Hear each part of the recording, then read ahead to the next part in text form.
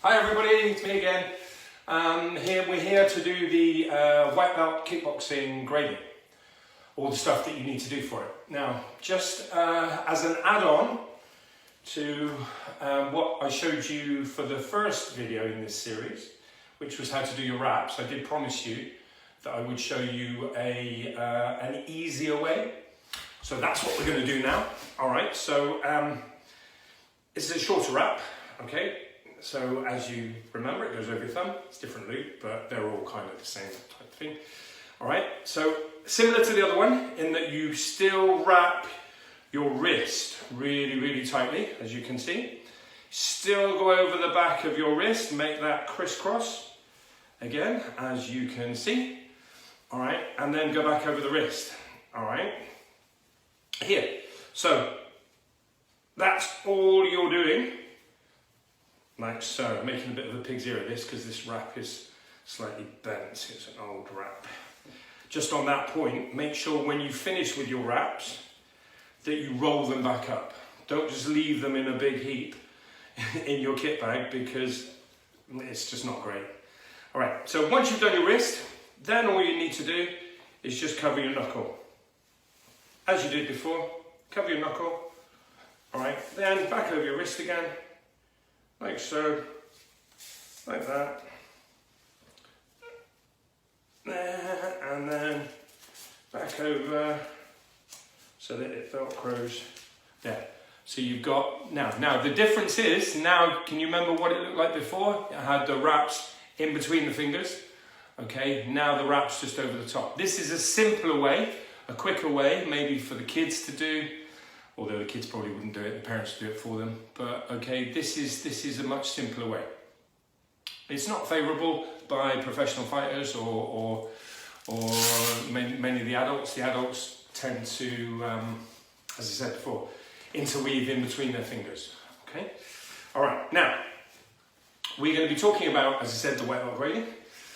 As I said before, the gradings are done all over the area, and the next one is due to be in Weymouth. But because it's in an educational facility, the chances are we're not going to be able to hold it there real soon. Hopefully, as soon as this crazy situation that we've got in the UK, across the world at the moment, is done, we can crack on and get back to our normal classes, get back to seeing each other and training hard, okay, which will be great. I think we'll all be looking forward to that. Okay, white belt grading can last, depends on how many people are there. If there's, let's say, 6 white belts, then the grading will last about 35 minutes. If there's a dozen white belts or 15, 16 white belts, which there could well be this time, then grading is going to last about 45 to 50 minutes. That's from start to finish. Because the examiner needs to see every single one of those people working. It's not like a sheep dip where the examiner just goes, yeah, you paid your money, away you go, yeah, off you go.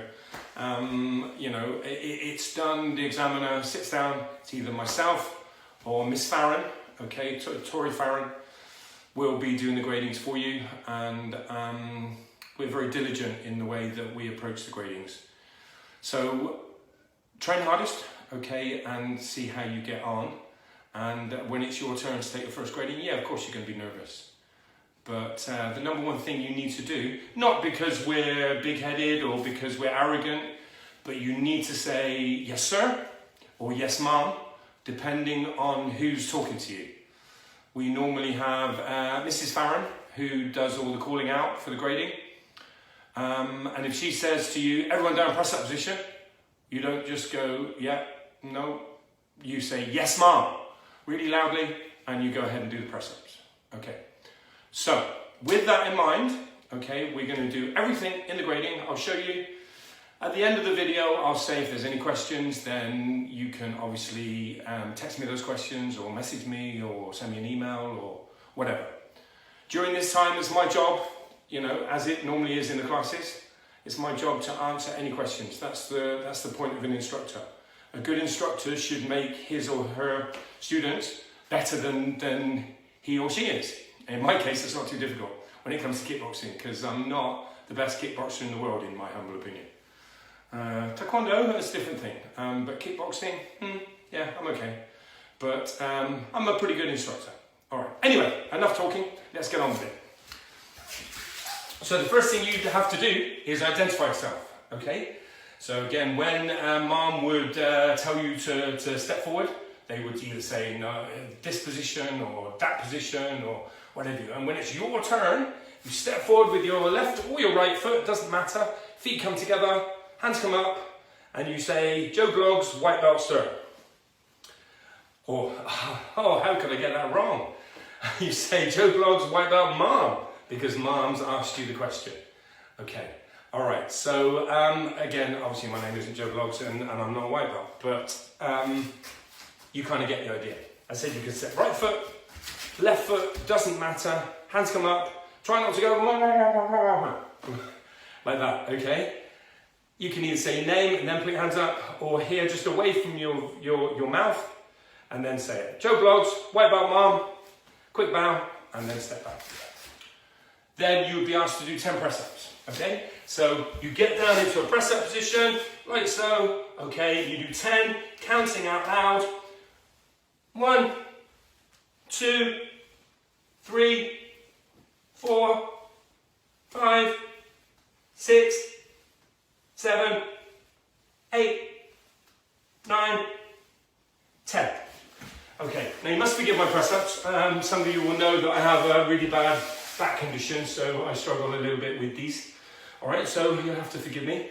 The next you do is crunches. Now they're not full sit-ups, they're crunches. So when you're looking from the side, your knees will be pulled in this way. Okay, as opposed to a normal sit-up where your feet are on the floor. But from here, knees are in. Okay, 1, 2, 3, 4, 5, 6, 7, 8, 9, 10.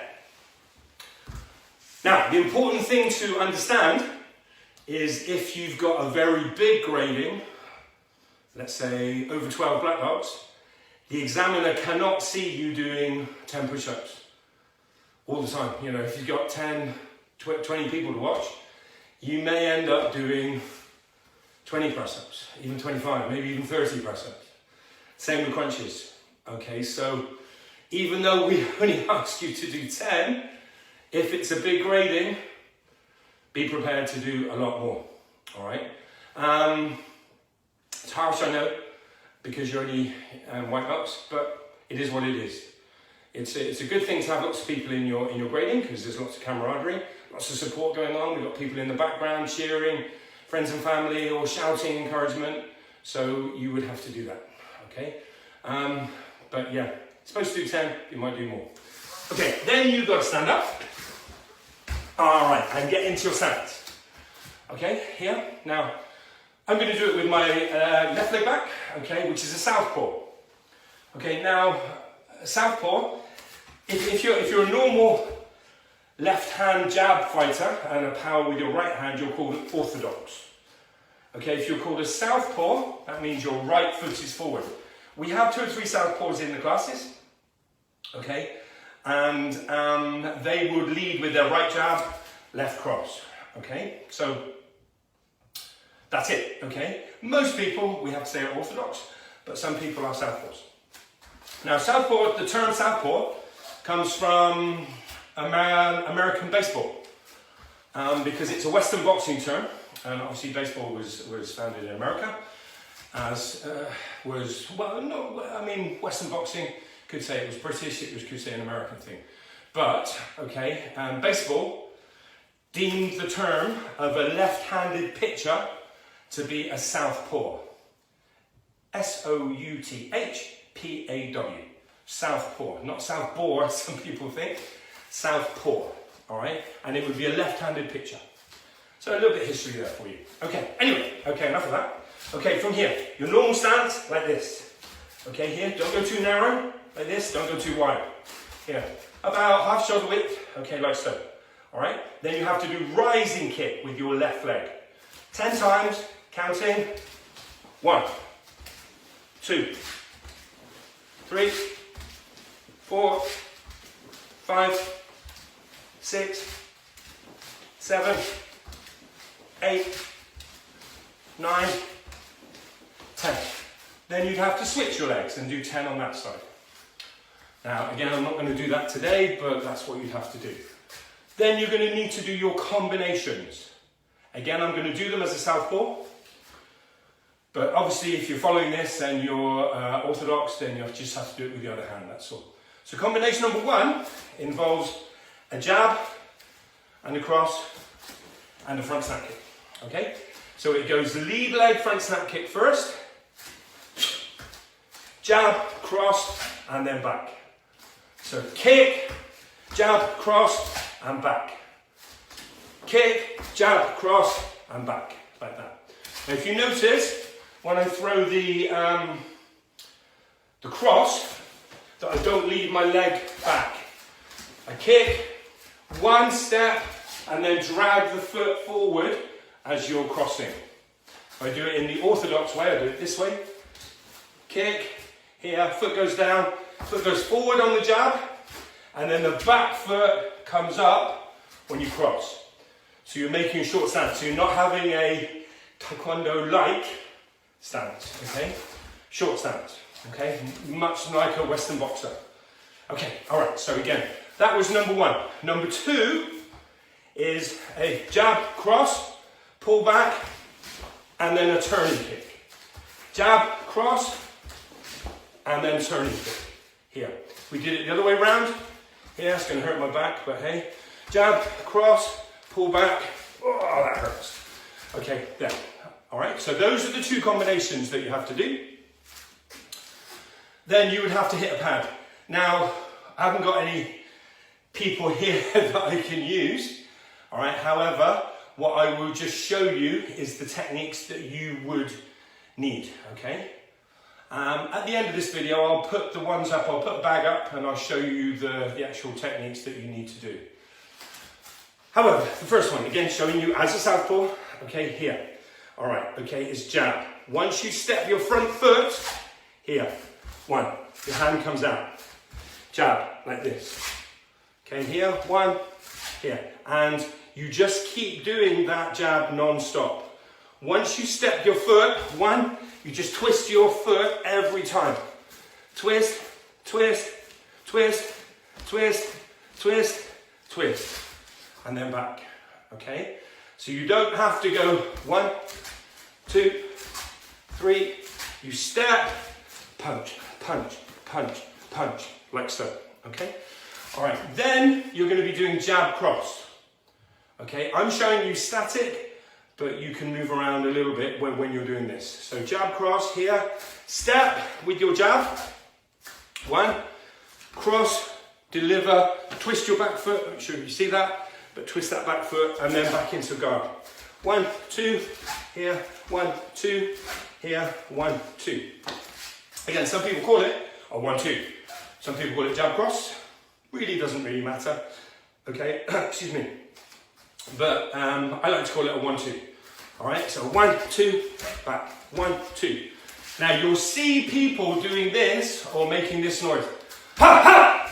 Ha ha! Ha ha! Like that. Okay? Just gives the examiner that impression, or it doesn't give the examiner the impression, but just makes you feel a lot more adrenalized, a lot more buzzed up, a lot more ready to go. So if you're kind of going, that's not great. Okay? Here, that's obviously a very male thing. Ladies, like this. Okay, juniors. A bit of fun. Okay, for the juniors. Okay, but make sure that you're aggressive. At the end of the day, kickboxing, if you're going to punch someone, you can't go, oh, hello, like this. You have to be aggressive. Okay? Bang, bang, and then control. Bang, bang, and then control. Bang, bang, and then control. Okay? If you feel like, okay, you're going a little bit too fast, then here, move your head, jab cross. Move your head, jab cross. Here, move your head, jab cross. Like this. Here, 1, 2. 1, 2. Like this. 1, 2. Like that. So always try and move your head.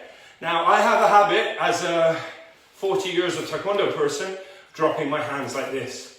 Okay, all the students that I teach should have their hands up like this. I know it's no excuse, but hey, I'm just saying how it is. All right, so don't drop your hands. Okay, don't go here like this. Hands up, 1, 2, 1, 2, like that. Okay, you do those against pads. Now, when you're doing that, I'm talking to you, obviously I'm not there. Okay, you would be holding these pads. Okay, smarty pads. Okay, all right. When the person's jabbing you, you would go like that. Okay, and you'd be encouraging them all the time. Okay, so you keep your front hand if you're orthodox. Okay, front hand if you're southpaw. It doesn't really matter. Okay, obviously orthodox is going to be left hand, southpaw is going to be right hand. Okay, you go bang bang. Okay, bang bang like that. And this can last, a continuous jab could last a minute and a half, 2 minutes. So it's quite tiring. All right, so as I said in the first video that we did on everything you need to do in your as a kickboxer, when you're wearing one of these suits get really, really hot. All right, so a minute and a half of jabbing, full pelt when you're under pressure and you're a beginner, it's quite hard. Okay, so yeah, so you do have to do some fitness training for it. You can't just rock up and go, oh well, yeah, my instructor showed me how to do it. You need to do some fizz as well. Okay. Next thing you need to do is a jab cross. So again, show you how to southpaw. Here, jab. Okay, so you just dab the hand. Dab it. Don't go like that. Just dab, 1, 2, 1, 2, 1, 2, 1, 2, 1, 2. Always encourage your partner as well. Okay, it's always nice to give feedback to your partner. If your partner's struggling a little bit, try and energize them. Try and get them working hard.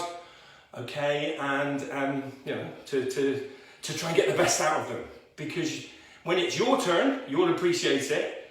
Okay, you know, if you're encouraging your partner, and then when it's your turn, you're kind of going, yeah, that's all right, yeah, that's okay. That's no good. Okay, so give your partner plenty of energy. Always empower them. Always energize them. Always encourage them. Okay, so we've covered. Let's see now. We've covered the start. We've covered the press-ups. We've covered the crunches. We've covered the rising kicks. We've covered the 2 combinations. We've covered the 2 punches, a jab and a cross. All right. By the way, again, I'm sat down here like this, and I've gone back to a left jab. We do not, I repeat, do not switch your hands. You can't do a grading one time as an orthodox and one time as a southpaw. If you choose to be a southpaw, that's it. You always lead with your right. If you choose to be orthodox, that's it. You always lead with your left. I'm just doing it to show you as a variety so that you can, some of you are southpaw, some of you are orthodox, you can see the difference. But it's very important that you're either left foot forward or right foot forward. It's a bit like writing a letter, okay? You write a letter, you learn to be really good at school, we're writing with your right hand, and then you get to year 12, and then they say, oh, you've got to do it left-handed. Oh, that's dumb. That doesn't make sense. All right, so make sure you're always using the correct hand. So again, we've covered all that. Next thing we need to do is the defenses, okay? So, all right, up we get. Now we're going to go back to orthodox again. I know it's a bit confusing for you. All right, simple thing. Person throws a jab. Okay, here, you duck, like that. Hopefully you can see my head just coming below the level of that thing at the back there, like that. You don't do this. Okay, here, like that, like that, like that. So make sure you don't go there, there, or there, or there. Make sure your back is dead straight. Here, 1. Back dead straight, hands up, like so. Okay, so no leaning to the right, no leaning to the left, just duck straight over. Now the person will be punching either with a jab or a cross. Either with a jab or a cross. Okay, and you're trying to hit pretty well the top of their head. So you're just making sure you don't aim for their chin. If you aim for their chin, that means they've got to duck an awful lot more, puts a little bit more strain on their knees and on their joints. Not to say that obviously if someone punches you in the chin, it's probably not best to duck. If someone's punching you towards your nose or your eyes, then you can duck. quite comfortably. So here, like that, okay? Next thing you do is called a high parry. All right, so here, hands up, okay? A jab comes in, here, and you just parry it with your open hand.